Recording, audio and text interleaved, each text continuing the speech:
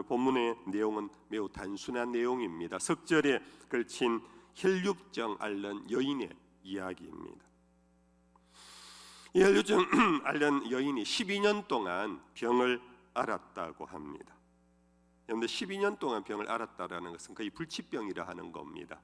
고치지 못한 상태입니다. 고칠 수도 없는 그런 병인 것 같습니다. 10이라는 이 숫자는 단순 10이라는 의미보다는 이것은 끝없이 오랜 거의 불가능한 그런 세월, 그것을 의미한다고 할 수 있습니다.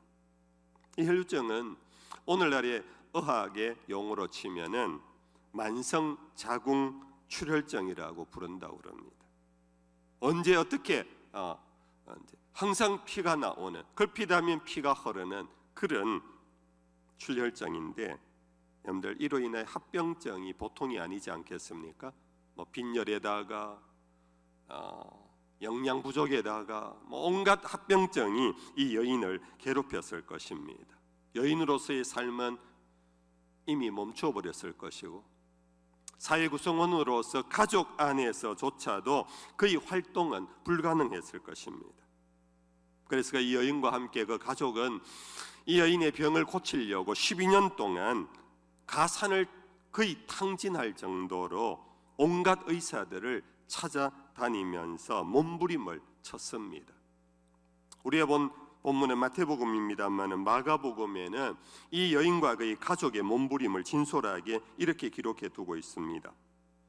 마가복음 제5장 25절 26절입니다. 우리 같이 한번 읽어볼까요? 12해를 혈류증으로 알아온 한 여자가 있어 많은 의사에게 많은 괴로움을 받았고 가진 것도 다 허비하였으되 아무 효험이 없고 도리어 더 중하였던 차이에 많은 의사에게 찾아가, 많은 의사, 여러분들 병원을 이곳저곳 다니면서 의사를 만나는 게 그게 기쁨의 일이 아닙니다. 그 자체가 고통입니다. 그래서 많은 괴로움을 받았습니다. 그러는 중에 몸만 괴로움을 받은 것이 아니라 그로 인하여 낭비하는 많은 치료비들, 가진 것을 다 허비하였다 그럽니다. 여러분들, 이 여인이 만약 어린 소녀 시절에 이 병이 발병했다면 그 부모들의 고통은 엄청났을 것입니다. 만약 이 여인이 결혼한 후에 이 병이 발병했다면 그의 남편과 가족들에게는 정말 표현할 길 없는 고통스러운 그런 상태였을 것입니다. 그럼에도 불구하고 이 여인을 고치기 위하여 가족들의 헌신, 희생, 사랑은 이루 말할 수 없을 정도로 끝까지 이 여인의 병을 고치려고 가진 가산을 다 탕진하는데 그들은 아끼지 않는 그런 모습을 보이고 있습니다. 이것이 아마도 여인이 오늘 예수님의 소문을 듣고 예수님에게 나와서 예수님의 옷자락을 잡는 하나의 희망의 힘이 아니었을까? 만약에 1년, 2년 이 병 속에 있을 때 가족으로부터 버림을 당하고 무시를 당하고 아무도 그를 돌아보지 않았다면 그런 절망 속에 요즘 말로 말하면 극단적 선택을 했을지 모릅니다. 그런데 여인이 12년 동안 끈질기게 그가 살아남았고 결국 예수님을 찾아 나갔던 것은 그 가족들의 사랑, 가족들의 관심, 가족들의 돌봄이 이 여인으로 하여금 나는 어떻게든 살아봐야 되겠다라는 그런 투병 생활의 희망의 힘이 아니었을까. 물론 예수님 만나기 전까지 그는 갈수록 병세가 더 심해져 갔습니다. 갈수록 더 병세가 심해져 감에도 불구하고 마지막에 이제 예수님에 대한 소문을 들은 겁니다. 듣고 뛰어나와서 예수의 뒤로 가서 그 교독가를 살짝 만졌습니다. 그것이 바로 20절의 내용입니다. 그렇게 한 이유는 21절에 그 겉옷만 만져도 구원을 받겠다, 여인의 마음속에 든 생각이었습니다. 그런데 이 행동은 소문 듣고 예수님 뒤로 와서 그 겉옷을 만진 것은 자연스러운 행동인 것 같지만은 당시 사회로서는 불법 행위입니다. 그런데 불법이라는 것은 법을 어겼다라는 겁니다. 유대인들의 법이 뭔지 아시지요? 바로 모세의 법입니다. 모세의 법 가운데는 이 혈류병 환자, 죄송합니다. 우리 여인들이 일반적으로 한 달에 한 번씩 그렇게 참 제가 어떻게 표현해야 될까요? 강단 용어가 갑자기 생각 안 나는데, 여러분들 그때도 여인은 주변 사람과 가까이 하면 안 됐습니다. 그런데 혈류증은 이 계속 피가 쏟아지는 이 여인은 주변 사람들에게 가까이 할 수 없는 그런 규례가 있습니다. 레위기제 15장 25절 이하의 내용입니다. 제가 한번 읽어 드립니다. 만일 여인의 피의 유출이 그의 불결기가 아닌데도 여러 날이 간다든지 그 유출이 그의 불결기를 지나도 계속되면 그 부정을 유출하는 모든 날 동안은 그 불결한 때와 같이 부정한즉 그의 유출이 있는 모든 날 동안에 그가 눕는 침상은 그에게 불결할 때의 침상과 같고 그가 앉는 모든 자리도 부정함이 불결할 때의 부정과 같으니 그것들을 만지는 자는 다 부정한즉 그의 옷을 빨고 물로 몸을 씻을 것이며 저녁까지 부정할 것이요 그의 유출이 그치면 이래를 센 후에야 정하리니 그는 8째 날에 산비둘기 2마리나 집비둘기 새끼 2마리를 자기를 위하여 가져다가 회막문 앞 제사장에게로 가져갈 것이요 제사장은 그 한 마리는 속죄제로 다른 한 마리는 번제로 드려 유출로 부정한 여인을 위하여 여호와 앞에서 속죄할지니라. 희생물을 가지고 번제를 드려 속죄를, 죄를 용서를 구해야 할 그런 죄인이라고 규정하고, 이러한 여인은 다른 사람과 함께하지 못하는 그런 천형의 형벌로 이해했기 때문에 바로 이 병을 가진 사람이 스스로 건강한 사람에게로 다가가서 접촉하는 것은 그것은 현행범입니다. 그것은 불법을 저지르는 것이었습니다. 그럼에도 이렇게 많은 무리들 가운데로 들어와서 몰래 예수님의 옷자락을 만진 것은 이 여인이 치병에 대한 절박한 소원, 애절한 마음, 그것이 여인이 자기도 모르게 율법을 뛰어넘는, 이 율법을 어기면은 거리에서 돌에 맞아 그 자리에서 죽임당할 수 있는 사실 큰 죄예요.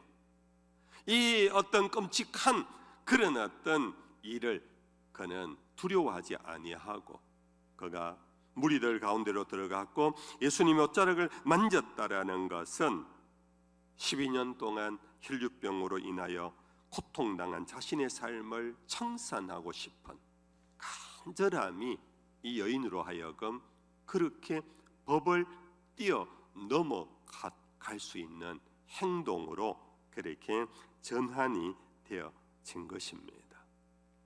성도 여러분들, 우리는 여기서 단순하게 생각할 수도 있지만은 이 여인이 예수님을 만나러 나왔다라는 것은 우리는 믿었기 때문에 나왔구나, 이게 아닙니다. 바로 불법을 저지르는 행위였고, 이 율법을 어기면 죽임당할 수 있고 이로 인하여 다른 사람에게 엄청난 고통을 줄 수 있는 그런 상황임에도 불구하고 그가 나올 수밖에 없었던 그의 애절함을 우리는 볼 수 있어야 합니다.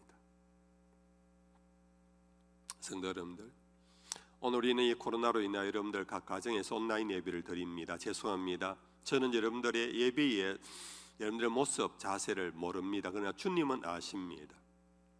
여러분들 이 시간에 TV를 보듯이 여러분들 소파에 여러분들 이렇게 기대어 예배를 드린다면 죄송합니다. 여러분들 이 시간에 자세를 고쳐 잡으셔야 합니다. 여러분들 예수님을 만나 예수님으로부터 은혜를 받으려면, 구원을 받으려면요, 이 간절함, 애절함이 필요합니다. 단순히 예수님의 옷자락을 만졌다라는 것, 이것이 예수님에게 눈여김을 당한 것이 아닙니다. 그 여인의 마음속에 간절함, 애절함을 예수님은 보셨다라는 겁니다. 우리의 예배가 하나님 앞에 받아들여질 수 있는 것은 52주 한 번도 안 빠지고 예배당에 왔다라는 것 때문이 아닙니다. 단 한 번이라도 내가 주를 향한 열망, 갈망이 사슴이 시냇물을 찾듯이 주 없이는 살 수 없다라는 그런 절박한 마음의 태도를 주님은 원하고 있습니다. 그럴 때 우리는 주님을 만납니다. 우리는 이런 절박함과 애절함이 없이 우리는 365일을 예배당에 올라와도 우리는 주님을 만날 수가 없습니다. 마치 이사야서의 6장에 나오는 이사야 선지자가 수없이 성전에 드나들었지만 우시아 임금이 죽던 해에 하늘이 무너지는 것과 같은, 나라가 이제 어떻게 될지 모르는 불안 속에 그는 절박한 마음으로 성전에 올라왔을 때 이사야는 비로소 성전에서 하나님의 영광을 배웠다라는 거 여러분들 아시지 않습니까? 그 성전에 하나님의 영광이 항상 있었고 슬랍들의 찬송 소리가 항상 있었고 하나님의 거룩한 영광, 치유의 은총이 있었음에도 불구하고 이사야는 그것을 경험하지 못했습니다. 듣지도 못했습니다. 보지도 못했습니다. 그러나 그 절박함이, 하늘이 무너지는 절박함 속에 이사야는 비로소 성전에서 하나님의 영광을 배웠던 것처럼 우리는 예배 안에 영과 진리로 예배한다라는 것이 뭔 줄 아십니까? 성경책 끼고 오는 것이 진리가 아닙니다. 여러분들 그냥 할렐루야 한다고 이게 영이 아닙니다. 영과 진리는 복음에 대한 확신을 갖고 주 밖에 다른 이가 없다라는 그 간절함, 그 집중력, 거룩한 집중력을 갖고 우리는 예배할 때에 주님은 그 예배를 받으시는 겁니다. 이 여인의 이 병으로 인하여 구원받는 이 과정에서 여인이 우리에게 보여주는 모범입니다. 그것은 바로 간절함입니다. 여러분들, 오늘 우리에게 이런 절박함이 없는 참 평범한 삶을, 아니 좋은 의미에서 참 안정된 삶을 우리는 그동안 살아왔습니다. 물론 우리 가운데는 적지 않은 분들이 힘든 삶을 살아온 분들도 있지만 대부분은 그냥 어제나 오늘이나 내일이나 그냥 평범하게 안락한 삶을 살아오고 있었습니다. 이때에 이 코로나가 어찌 보면 우리에게 하나님으로부터 멀리 하는 것이 아니라 예배당에도 못 오게 하려고 하는 그런 것이 아니라 오히려 이 코로나로 인하여서 간절함이 우리에게 발동되어져야 이 코로나로 인한 유익함, 유일한 유익함이라면 바로 그것일 수 있습니다. 언제나 올라갔던 성전에 올라가지 못하는 이 코로나 상황에서 비록 내 가정에서 온라인 예배를 통하여 예배드리지만 내 마음은 주를 향하여 더 간절한 마음이 생긴다면, 그래서 여러분들 우리는 이 힘든 상황을 일부러 자초할 필요는 없지만 우리에게 힘든 상황이 닥쳤을 때, 고난이 닥쳤을 때 우리는 이 사망의 골짜기에서 주 외에 나의 복이 없다라는 그 믿음을 갖고 주를 향한 간절함이 생긴다면 세상에서 흔히 말하는 전화위복, 화가 바뀌어서 축복의 기회가 될 수 있을 것입니다. 찬송가 272장 가사를 제가 한번 읽어드립니다. 여러분들 한번 찬송 가사를 여러분들 한번 묵상해 봅시다. 고통의 멍에 벗으려고 예수께로 나갑니다. 자유와 기쁨 베푸시는 주께로 갑니다. 병든 내 몸이 튼튼하고 빈궁한 삶이 부해지며 죄악을 벗어버리려고 주께로 갑니다. 낭패와 실망당한 뒤에 예수께로 나갑니다. 십자가 은혜 받으려고 주께로 갑니다. 슬퍼든 마음 위로받고 이 생의 풍파 잔잔하며 영광의 찬송 부르려고 주께로 갑니다. 교만한 마음을 내버리고 예수께로 나갑니다. 복되신 말씀 따르려고 주께로 갑니다. 실망한 이 몸 힘을 얻고 예수의 크신 사랑받아 하늘의 기쁨 맛보려고 주께로 옵니다. 죽음의 길을 벗어나서 예수께로 나갑니다. 영원한 집을 바라보고 주께로 갑니다. 멸망의 포구 헤어나와 평화의 나라 다다라서 영광의 주를 배우려고 주께로 갑니다.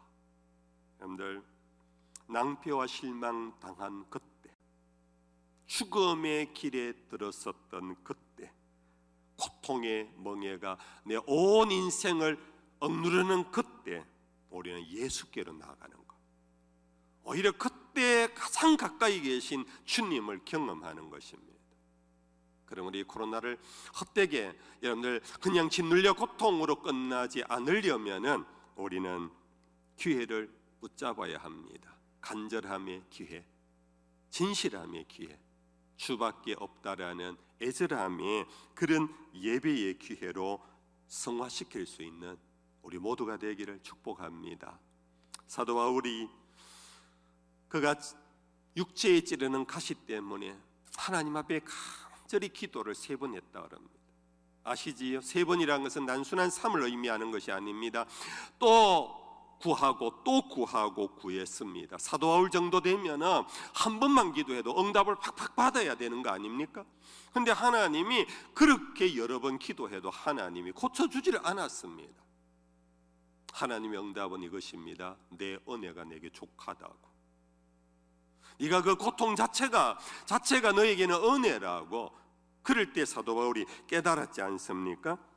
그것이 고린도후서 12장에 이렇게 그는 고백하고 있습니다. 우리 같이 한번 읽어보겠습니다. 나에게 이르시기를 내 은혜가 내게 족하도다. 이는 내 능력이 약한 데서 온전하여 잼이라 하신지. 그러므로 도리어 크게 기뻐함으로 나의 여러 약한 것들에 대하여 자랑하리니 이는 그리스도의 능력이 내게 머물게 하려 함이라. 그러므로 내가 그리스도를 위하여 약한 것들과 능력과 궁핍과 박해와 공고를 기뻐하노니 이는 내가 약한 그때에 강함이라. 한번 따라하십시다. 내가 약한 그때에 강하도다.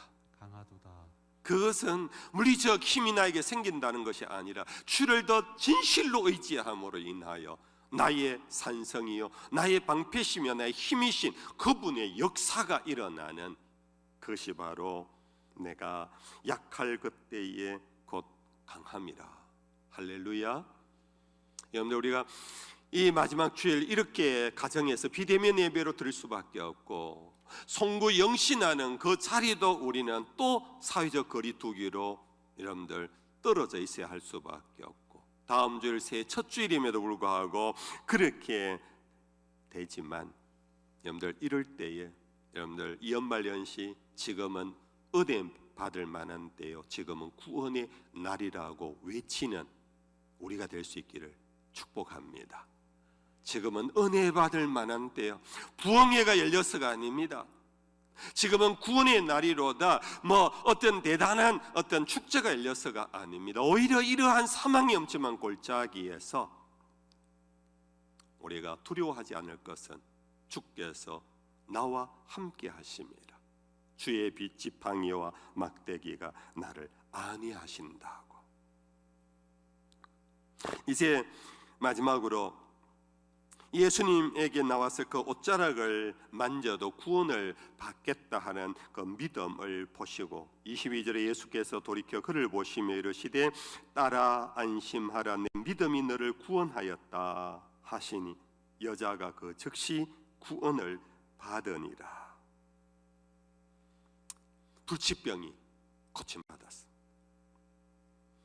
오늘 설교 제목 불치병을 고침받으려면 어떻게 해야 되느냐? 그냥 단순한 결론이 있어요. 그는 바로 예수께로 나오는 겁니다. 믿음으로 나오는 겁니다. 주밖에 없다라는 간절함으로 나오는 겁니다. 그것이 바로 불치병을 고침받는 유일한 길입니다.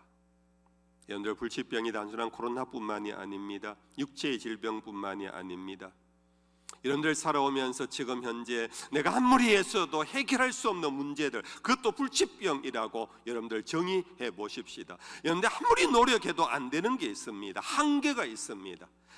나는 안 되는구나 할 수밖에 없는 그 무엇, 그것을 다시 불치병에 넣어 보십시다. 그러나 나는 할 수 없지만, 나는 약하지만 주는 어떠시다고요? 강하십니다. 여러분들, 올 한 해 이 코로나뿐만이 아니라 지금까지 내가 아무리 해서도 안 되는 것, 새해에 하나님은 하실 수 있다라는 하나님께 나아가는 믿음의 길로 나아간다면 그 믿음을 보시고 따라 안심하라 내 믿음이 너를 구원하였도다 하는 불치병의 치병의 역사가 일어날 줄로 믿습니다. 여러분들, 여기서 우리 하나 조심해야 될 것은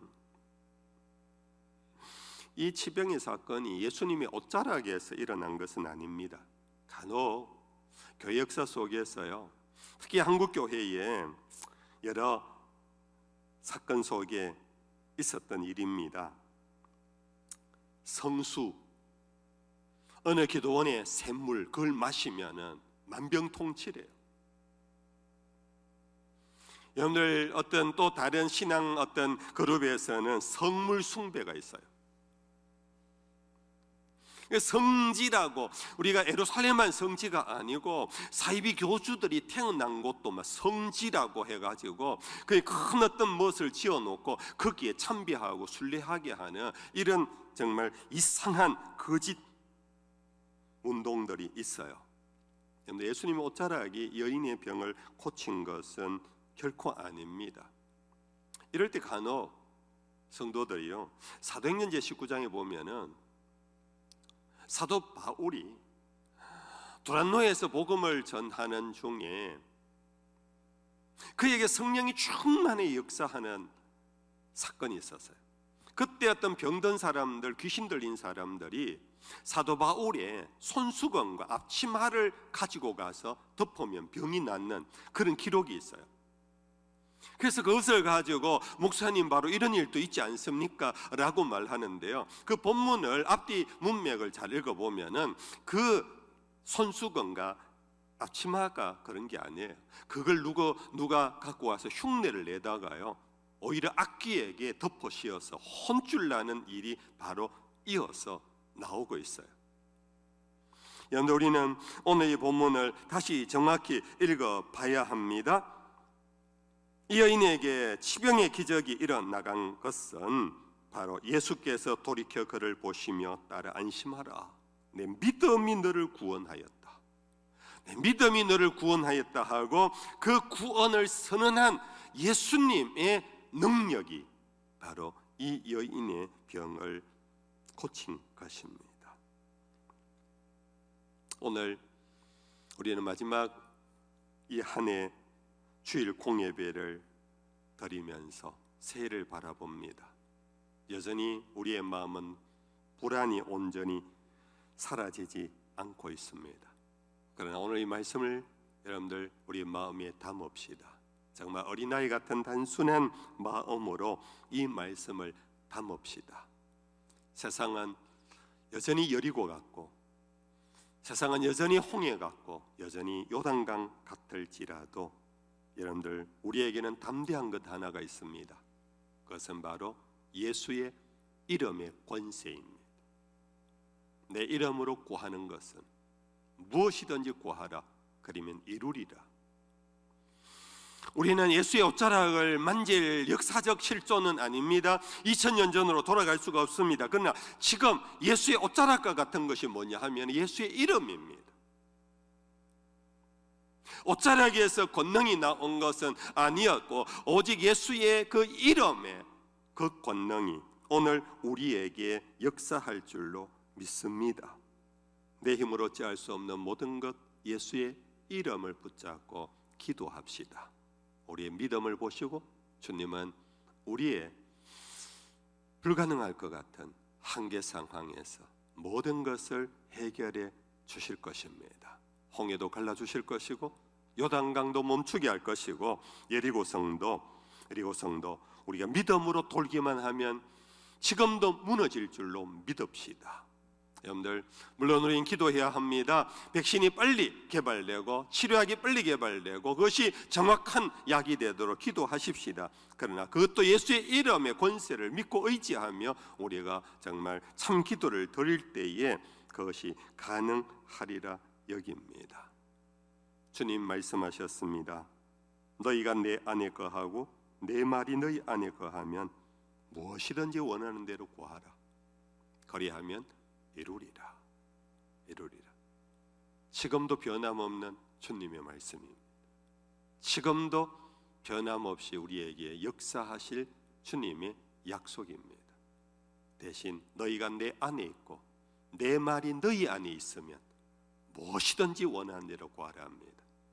이 온전한 믿음을 갖고 간절함으로 주님 앞에 구하여서 새 희망의 새해를 다시 그려가는 우리 교회가 될 수 있기를 주 예수 이름으로 축복합니다.